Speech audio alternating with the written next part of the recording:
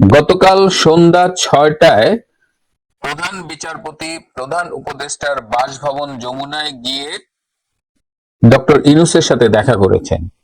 বাংলাদেশের ইতিহাসে এই ঘটনাটি বলা যায় এক ধরনের নজিরবিহীন, যে নির্বাহী বিভাগের প্রধানমন্ত্রী বা প্রধান উপদেষ্টা তারা বিচার বিভাগের প্রধান বিচারপতিকে এইভাবে ডেকেছেন। আমার মনে পড়ে না গত ২০-৩০ বছরে এরকম কোন ঘটনা ঘটেছে। সুতরাং এটা ডেফিনেটলি আউট অফ নর্মস একটা ঘটনা, এইটা প্রথা বিরোধী একটা ঘটনা। আমাদের প্রধান বিচারপতি বেসিক্যালি সাউথ আফ্রিকায় ছিলেন, তাকে সফর সংক্ষিপ্ত করে ফিরিয়ে আনা হয়েছে। তার মানে এটা খুব গুরুত্বপূর্ণ একটা বিষয় যে ডক্টর ইউনূস তাকে ডেকেছেন। এটার তাদের মধ্যে কি আলোচনা হয়েছে এ ব্যাপারে আমার দুটি সূত্র কিছু তথ্য দিয়েছে। তো এটা তো ভেরিফাই করার কোনো সুযোগ নাই। একটা হলো যে ৮ই অগস্ট যে ১০৬ অনুচ্ছেদ, সংবিধানের ১০৬ অনুচ্ছেদ অনুযায়ী রাষ্ট্রপতি সুপ্রিম কোর্টের কাছে যে রেফারেন্স চেয়েছিলেন, সেই রেফারেন্সের বৈধতা বা সত্যতা নিয়ে প্রশ্ন উঠেছে।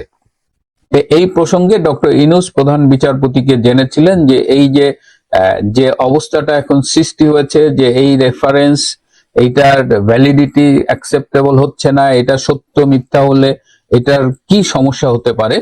তো সেই বিষয়ে তিনি প্রধানত আলাপ করেছেন। তবে আমি একটু ১০৬ ধারাটা একটু আপনাদের পড়ে শোনাতে চাই, যে গণপ্রজাতন্ত্রী বাংলাদেশ সংবিধানের ৬ষ্ঠ ভাগের প্রথম পরিচ্ছেদের ১০৬ ধারা, যদি কোনো সময়ে রাষ্ট্রপতির নিকট প্রতীয়মান হয় যে আইনের এইরূপ কোন প্রশ্ন উত্থাপিত হইয়াছে বা উত্থাপনের সম্ভাবনা দেখা দিয়াছে, যাহা এমন ধরনের ও এমন জনগুরুত্ব সম্পন্ন যে সেই সম্পর্কে সুপ্রিম কোর্টের মতামত গ্রহণ করা প্রয়োজন, তাহা হইলে তিনি প্রশ্নটি আপিল বিভাগের বিবেচনার জন্য প্রেরণ করিতে পারিবেন এবং উক্ত বিভাগ স্বীয় বিবেচনায় উপযুক্ত শুনানির পর প্রশ্নটি সম্পর্কে রাষ্ট্রপতিকে স্বীয় মতামত জ্ঞাপন করিতে পারিবেন। সো এখানে রাষ্ট্রপতি মনে করবেন, সেটি আপিল বিভাগে পাঠাবেন, আপিল বিভাগ আবার স্বীয় বিবেচনায় উপযুক্ত শুনানি করবেন, তারপর রাষ্ট্রপতিকে স্বীয় মতামত দেবেন। তো এখন আমরা ওই ৮ই অগস্ট আমাদের বিচারপতিরা কোথায় অবস্থান করছিলেন, এদিকে ক্যান্টনমেন্টে কারা অবস্থান করছিলেন, সেই তালিকায় দেখা যাচ্ছে প্রধান বিচারপতি এবং আরেকজন আপিল বিভাগের বিচারপতি দুজনই ক্যান্টনমেন্টে ছিলেন।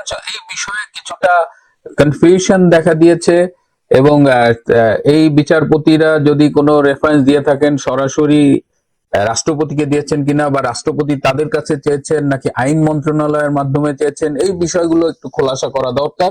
তো এই অবস্থায় ডক্টর ইউনূস প্রধান বিচারপতিকে তার বাসভবনে ডেকেছিলেন এবং এই যে সুপ্রিম কোর্ট যে রেফারেন্সটা দিয়েছিলেন, সেই রেফারেন্সে কিন্তু সুপ্রিম কোর্ট স্পষ্ট বলেছিল যে জরুরি প্রয়োজনে রাষ্ট্রের নির্বাহী কার্য পরিচালনার নিমিত্তে এই অন্তর্বর্তীকালীন সরকার দায়িত্ব পালন করবেন। মানে যেহেতু সংবিধানে অন্তর্বর্তীকালীন সরকার বলে কিছু নেই, সুতরাং তাদের টার্মস অফ রেফারেন্সটা ঠিক করে দিয়েছিল যে তারা কি কাজ করবে। কিন্তু দেখা গেছে যে ডক্টর ইউনূস সংস্কার করার কথা বলছেন, বিচারের কথা বলছেন, নির্বাচনের কথা বলছেন, কিন্তু যে রেফারেন্স এর ভিত্তিতে তারা কাজ করছে সেখানে শুধু রুটিন ওয়ার্ক করার কথা বলা হয়েছে এবং জরুরি প্রয়োজনে।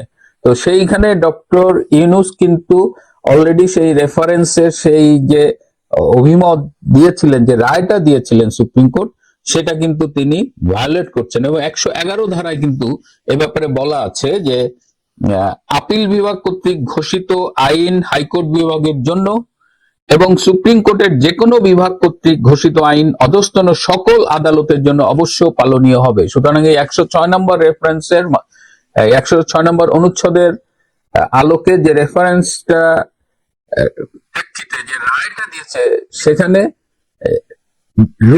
ডেইলি রুটিন ওয়ার্ক করার জন্য ডক্টর ইউনূসকে বলা হয়েছে, কিন্তু ডক্টর ইউনূস সেটা ভায়োলেট করেছে। সুতরাং তিনি সংবিধানের এই অনুচ্ছেদ ভায়োলেট করেছেন, যেটা একটি অপরাধ।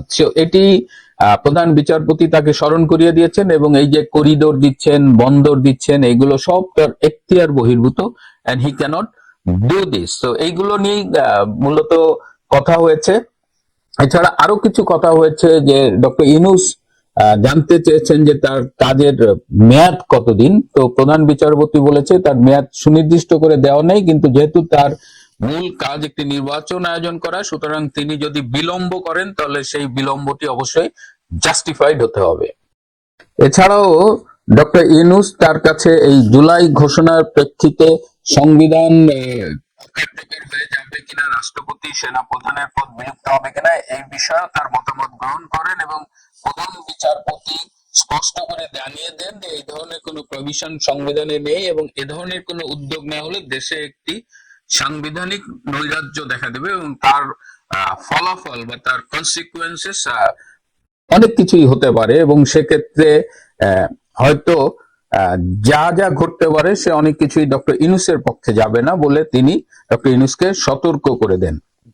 আমরা এই খবরটি পেয়েছি যে ডক্টর ইউনূসের সাথে প্রধান বিচারপতি দেখা করেছেন, কিন্তু যে খবরটি অধিকাংশ মিডিয়ায় আমি দেখিনি যে গতকাল 6টায় ডক্টর ইউনূসের সাথে দেখা করার পরে গতকাল রাত 9টায় প্রধান বিচারপতি মাননীয় রাষ্ট্রপতি শাহাবুদ্দিন আহমেদ চুপ্পুর সাথে দেখা করেছেন।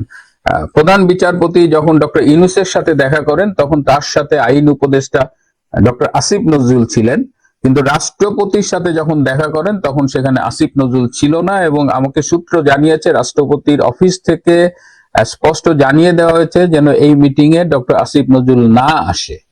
রাষ্ট্রপতির সাথে প্রধান বিচারপতির আলোচনা আমি অনেক বিস্তারিত এখনো জানতে পারিনি, কিন্তু এই যে 106-এর অনুচ্ছেদের আলোকে যে প্রদত্ত রেফারেন্স, সেই রেফারেন্স নিয়ে যে উদ্ভূত সংশয়, এর সততা নিয়ে কথা উঠছে, এই বিষয়ে তারা আলাপ করেছেন এবং আরো কিছু সাংবিধানিক প্রভিশন নিয়ে আলাপ করেছেন। ডক্টর ইউনূস কিন্তু জানতে চেয়েছিলেন যে তিনি যদি চলে যান তাহলে কি হবে, তিনি যদি হঠাৎ করে চলে যান। তো প্রধান বিচারপতি বলেছেন যে if you wants to go leave he can, সেক্ষেত্রে এই তারা একটা পথ খুঁজে বের করতে পারবে সংবিধানের আলোকে, সুতরাং তার চলে যাওয়ার ব্যাপারে কোনো বাধা নেই। কিন্তু রাষ্ট্রপতির সাথে তার আলোচনা বেসিক্যালি ওই 106 রেফারেন্স 8ই অগস্ট ওইটার ঘটনা এবং ওইখানে রাষ্ট্রপতি যে স্টেপ গুলো নিয়েছিল ওইগুলো কি লিগাল ছিল কিনা, লিগাল স্টেপস ফলো করা হয়েছিল কিনা, এবং এখন যদি কোনো কারণে প্রমাণিত হয় যে ওইগুলো লিগাল স্টেপস গুলো ঠিকমতো ফলো করা হয়নি বা ওইটা লিগাল জাস্টিফিকেশন, এথিক্যাল জাস্টিফিকেশন, এসব নিয়ে প্রশ্ন করা হয় এবং তাতে যদি দেখা যায় যে এই রেফারেন্সের আলোকে প্রদত্ত রায় এর প্রক্রিয়াগত জটিলতা আছে, সেই ক্ষেত্রে কি হবে, সেই ক্ষেত্রে রাষ্ট্রপতির ভূমিকা কি হবে এবং বর্তমান দেশে যে নৈরাজ্য চলছে সেই নৈরাজ্যে কি হতে পারে, জুলাইয়ের সাংবিধানিক মানে বিপ্লবী সরকার ঘোষণা, জুলাই ঘোষণা বলে যে সাংবিধানিক একটা সংকটের আওয়াজ তোলা হচ্ছে, সেক্ষেত্রে কি ভূমিকা রাখতে পারে, এই সব নিয়ে বিস্তারিত আলাপ করা হয়।